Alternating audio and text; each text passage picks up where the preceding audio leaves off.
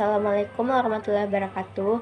Perkenalkan, nama saya Rizda dari Program Pendidikan Guru Sekolah Dasar Fakultas Keguruan dan Ilmu Pendidikan dengan NIM 105401131131921 kelas L.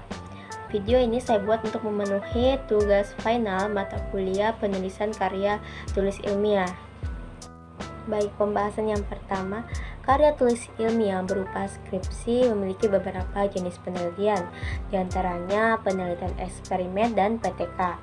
Adapun 5 contoh judul penelitian eksperimen, yakni judul yang pertama, pengaruh media pembelajaran film stripe terhadap hasil belajar siswa kelas 5 SD Merdeka Pangkep. Terus yang kedua, pengaruh model pembelajaran kooperatif terhadap hasil belajar IPS kelas 5 SD Jaya Lapalopo. Yang ketiga, pengaruh media animasi terhadap hasil belajar IPA kelas 4 SD Bintang Kejora Maros. Terus yang keempat, pengaruh penggunaan media audiovisual terhadap hasil belajar seni budaya dan keterampilan kelas 4 SD Jaya Takalar. Kemudian yang kelima, pengaruh media pembelajaran 2 dimensi terhadap hasil belajar siswa kelas 5 SD Negeri Impres Surakarta. Selanjutnya, adapun judul untuk penelitian PTK, yakni yang pertama, peningkatan motivasi belajar dengan menggunakan model pembelajaran pakem terhadap siswa kelas 3 SD Bintan Timur Parepare. Kemudian yang kedua, peningkatan kreativitas siswa dalam proses belajar melalui model pembelajaran project based learning pada siswa kelas 5 SD Jaya Lapalopo. Kemudian yang ketiga, peningkatan media animasi terhadap hasil belajar IPA kelas 4 SD Bintang Kejora Maros. Dan yang keempat, melalui pembelajaran cooperative learning untuk meningkatkan minat belajar siswa kelas 4 SD. Dan yang terakhir, upaya meningkatkan bakat dan kreativitas siswa kelas 4 SD dalam pembelajaran matematika dalam metode discovery learning. Pembahasan kedua, luaran akhir sebuah penelitian, salah satunya itu dalam bentuk jurnal. Nah, apakah jurnal itu? Jurnal adalah sebuah karya tulis yang di dalamnya memuat data, fakta, dan informasi yang didapatkan melalui sebuah penelitian, kemudian ditulis sesuai dengan kaidah kebahasaan yang baik dan benar. Kemudian, jurnal ilmiah ini diterbitkan secara berkala dan harus memiliki ISN atau International Standard Serial Number. Pembahasan yang ketiga yakni membuat sebuah rumusan masalah, tujuan penelitian, serta sub-sub materi terkait judul penelitian. Nah, judulnya itu pengembangan LKBD berbasis HOTS dalam menunjang kemampuan berpikir kritis siswa SD Swalayan Kabupaten Bone.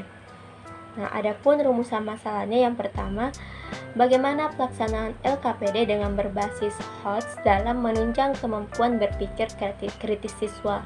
Kemudian yang kedua, bagaimana hasil pengembangan LKPD dengan berbasis HOTS dalam menunjang kemampuan berpikir siswa. Kemudian yang ketiga, bagaimana hambatan yang dihadapi siswa maupun guru serta upaya yang dilakukan dalam pengembangan LKPD dengan berbasis HOTS. Nah, adapun tujuan penelitian dari judul tersebut, yakni yang pertama, mengidentifikasi pelaksanaan LKPD dengan berbasis HOTS dalam menunjang kemampuan berpikir siswa. Kemudian yang ketiga, menjelaskan hasil pengembangan LKPD dengan berbasis HOTS dalam menunjang kemampuan berpikir siswa. Dan yang ketiga, mengidentifikasi hambatan yang dihadapi siswa maupun guru serta upaya yang dilakukan dalam pengembangan LKPD dengan berbasis HOTS. Selanjutnya, sub-sub materi apa yang dapat kita bahas mengenai judul penelitian tersebut? Yang pertama, kita bisa membahas mengenai lembar kerja peserta didik atau LKPD. Terus yang kedua, LKPD berbasis HOTS. Yang ketiga, kemampuan berpikir kritis. Dan yang terakhir, hasil belajar. Pembahasan yang keempat, yakni perbedaan karya tulis ilmiah dan non-ilmiah. Yang pertama, karya ilmiah bersifat subjektif dan faktual berdasarkan fakta yang ada. Sedangkan karya tulis non-ilmiah bersifat subjektif dan fiktif atau berdasarkan imajinasi penulisnya.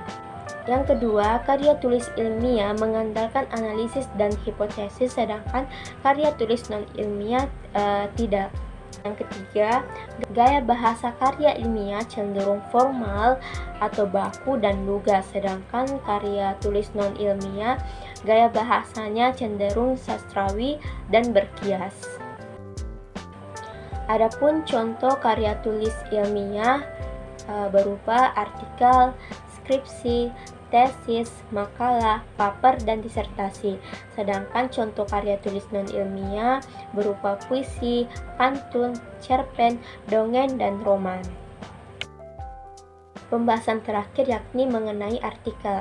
Artikel dapat dipahami sebagai suatu rangkaian atau karangan yang dibuat berdasarkan fakta dan opini yang kemudian dipublikasikan ke media, baik itu media cetak maupun media online. Bahkan juga sekarang sudah banyak artikel yang diunggah ke media sosial. Baik, itulah tadi pembahasan mengenai materi-materi karya tulis ilmiah, mulai dari judul penelitian, karya tulis ilmiah dan non-ilmiah, serta artikel. Jika dalam video ini terdapat kekurangan, saya pribadi mohon maaf. Wassalamualaikum warahmatullahi wabarakatuh.